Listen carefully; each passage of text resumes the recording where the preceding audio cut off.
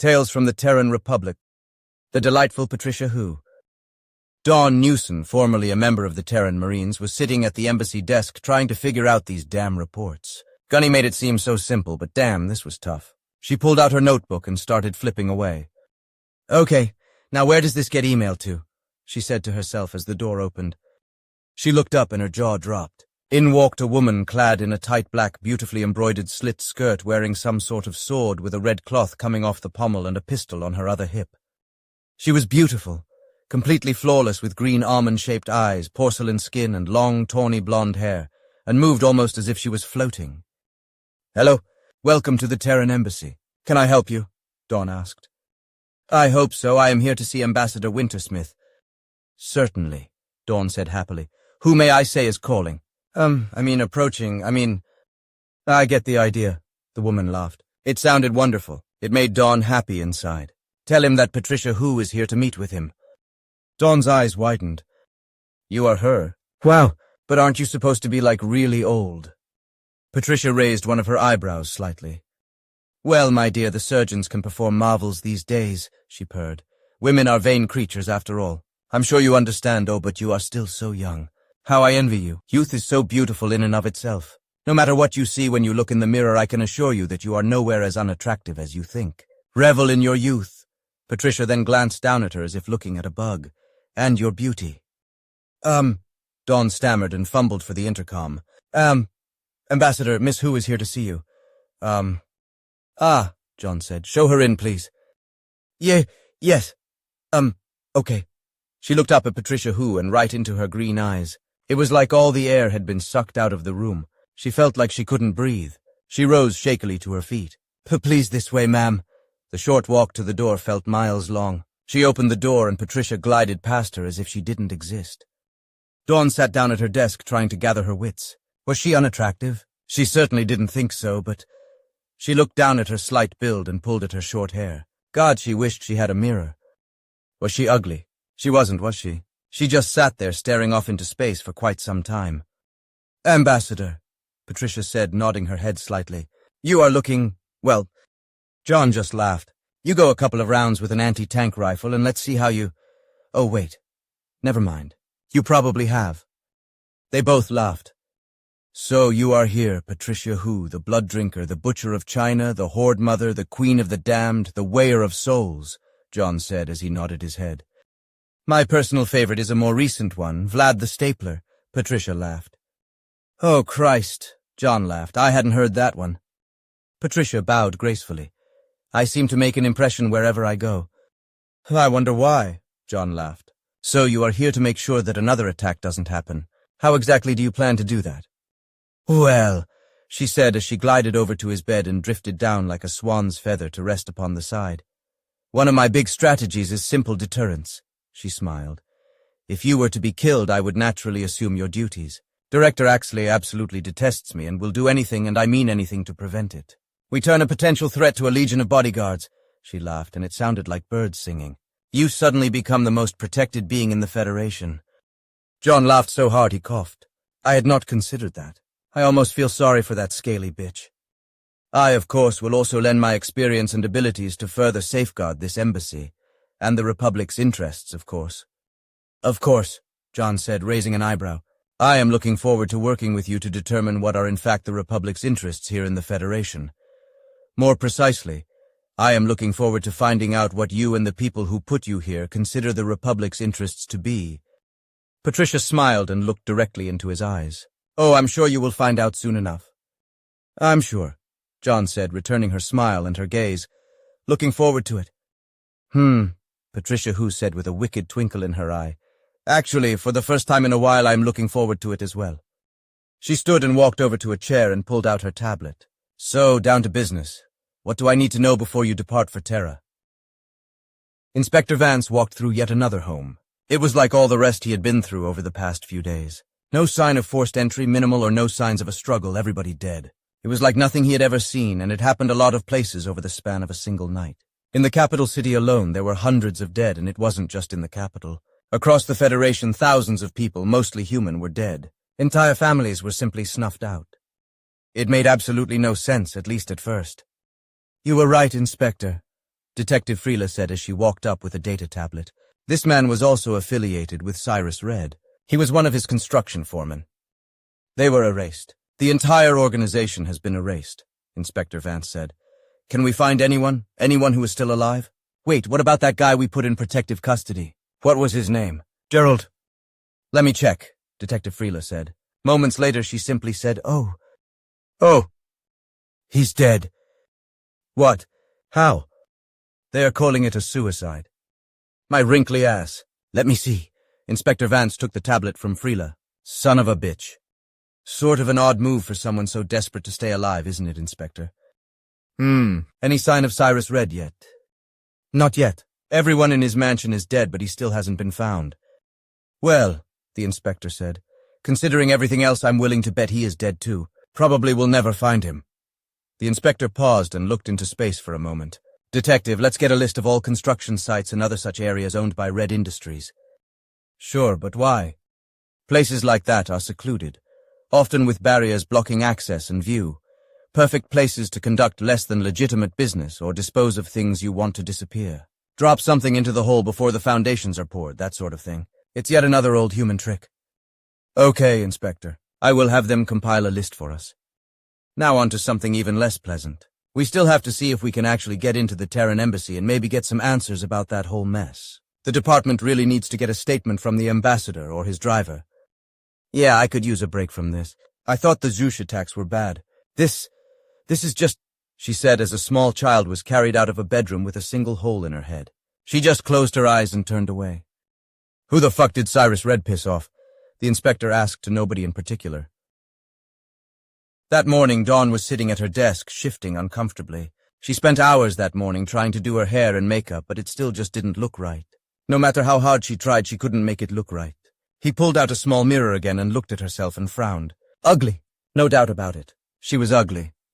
She wanted to cry. She just shook herself and opened up some reports trying to take her mind off of things. She wished she was back in the Marines. Maybe she could go back. She wasn't that injured after all.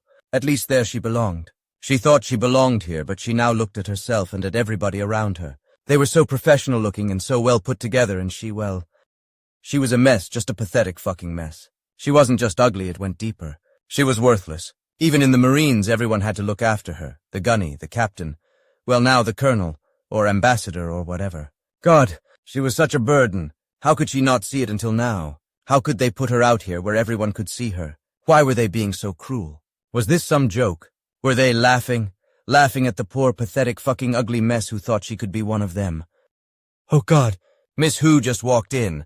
She wanted to hide her ugliness, her inadequacies, her incompetence, herself. I want to die, she thought to herself desperately, trying not to burst into tears. Oh no. She was looking at her. Oh God, her eyes. Maybe I should die, she thought. Maybe it would be for the best. Oh dear. Oh no. What have you done to yourself, child? Patricia Hu asked Dawn as she walked up. Dawn started to quietly cry. Patricia scooped her up and led her into the ambassador's office. Shh, child, it's all right. It's going to be all right, Patricia said in a warm, loving voice as she pulled out some towelettes from her clutch and started to wipe Dawn's face. You tried so hard, didn't you? Dawn just nodded miserably. It's not your fault, child. You just didn't know what you were doing. Here, let's get all of that off of you. Patricia gently cleaned Dawn's face as she stroked her hair. There, Patricia said with a note of satisfaction. Now you look presentable. Presentable, Dawn thought to herself. She said that I was presentable. Now you come right over to my quarters this evening after you wash out, whatever that is in your hair, and I will help you. I will show you how to do this right. She will help me. Yes, Ambassador. Deputy Ambassador, dear. Yes, Deputy Ambassador. She's going to help me. Me? She is going to help. Dawn looked at her with eyes full of happiness and hope.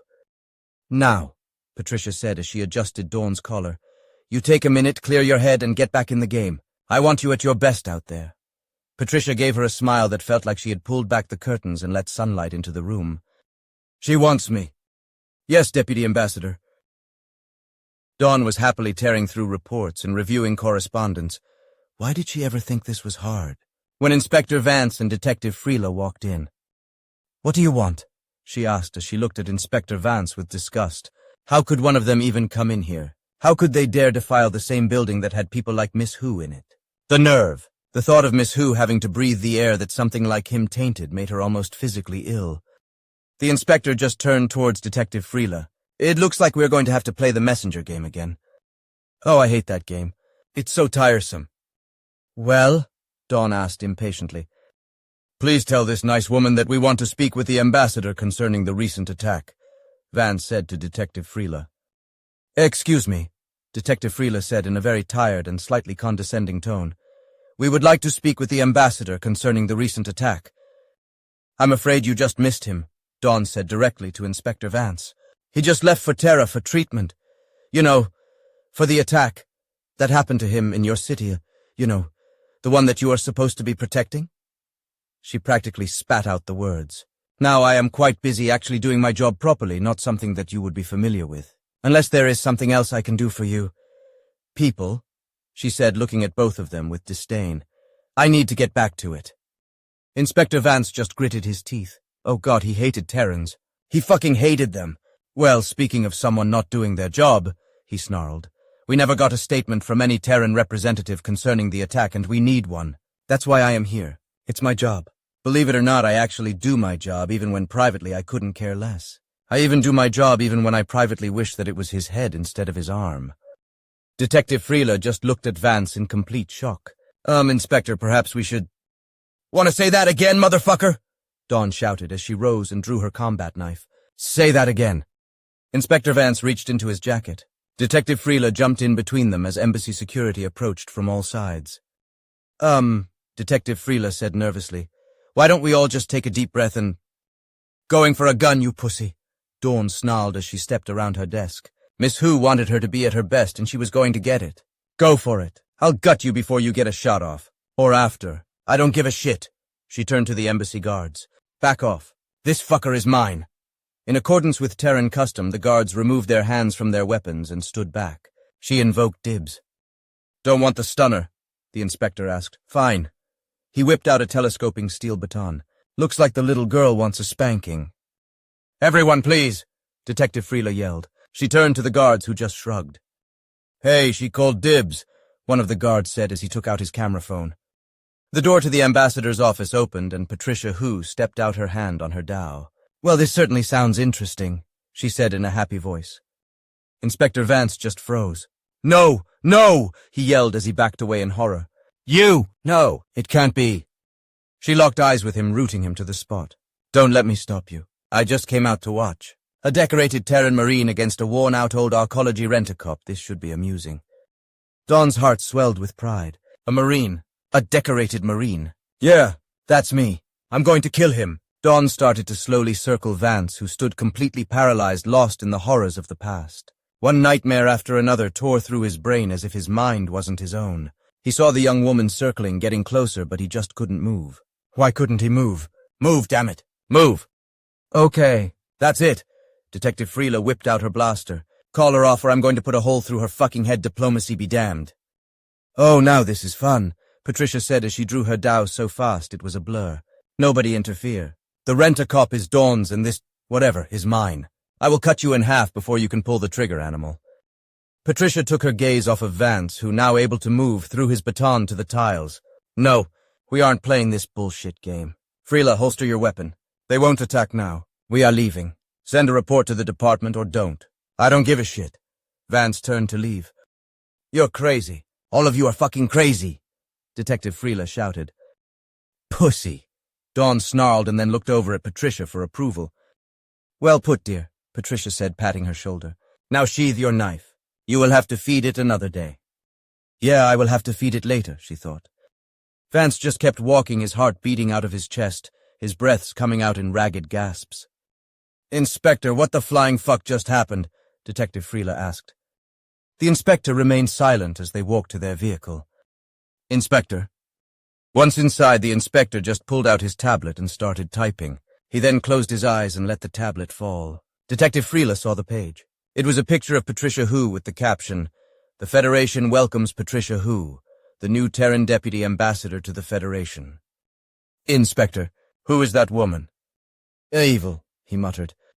The inspector kept his eyes closed and remained silent. Inspector, Detective Freela asked, where should we go next? I don't care. I just don't care. Just drive. You did very well today, child, Patricia said as she carefully applied cosmetics to Dawn, artfully recreating her in her own image. I did? Dawn asked eagerly. Oh yes, I was quite impressed, Patricia said as she lightly brushed Dawn's eyelids. Not many people these days would be a true Terran in a situation like that, she sighed. We're getting too complacent these days. Too many of us are enamored with nonsense like peace, diplomacy, and coexistence. It's sad, really, she said as she stroked Dawn's face hypnotically. Sad, Dawn murmured. We made quite the team out there, Patricia said as she started to carefully paint Dawn's lips. We did, Dawn asked breathlessly. Hold still, child, Patricia said. And yes, we did. You with your knife and me with my dao. We were going to spill some animal blood just like the good old days. Patricia sighed happily. It's just too bad that old piece of long pork was gutless, just like all the rest. We could have bathed in their blood. Dawn murmured. Oh well, there will be plenty of other opportunities, trust me, Patricia said happily. Don't worry, plenty of opportunities. Ah, there, done, Patricia said with some satisfaction and swiveled Dawn's chair to face the mirror. Dawn gasped. She was beautiful. It was as if she were a completely different person. She looked up at Patricia with absolute devotion and gratitude. See, child? Patricia said as she stroked her hair. You are nowhere as unattractive as you thought you were. You are beautiful. Dawn burst into tears. Oh, child, you will make a mess of yourself. We mustn't cry. It ruins all of our hard work, dear, Patricia said as she expertly dried Dawn's tears. We just need one more thing, Patricia said as she went to her jewelry cabinet and pulled out an exquisite string of pearls and draped them around Dawn's neck. Oh, I can't. It's nonsense, dear. Consider it a reward for being a true Terran today. Besides, I need my assistant to look the part. Your assistant? Well, I need one and we are already working together. After bearing steel together today, I definitely want to continue that. If you do, of course. Yes. Yes, more than anything. Please. Patricia smiled a smile that filled Dawn with warmth. She had never felt so valued, so supported, so loved. Okay, assistant, Patricia said in an official voice. You will come here each morning before you report for work so we can work on your appearance and have our own little private meeting. I would also like for you to start training with me. Your marine training is quite good. A quite good start, I mean. Only if you want to, of course. Oh, yes. Yes. Yes. Yes. 1,000,000 times yes. Oh, wonderful. There are so many wonderful, amazing things I can share with you. We get started tomorrow. Now get some rest, my assistant. Yes, Deputy Ambassador.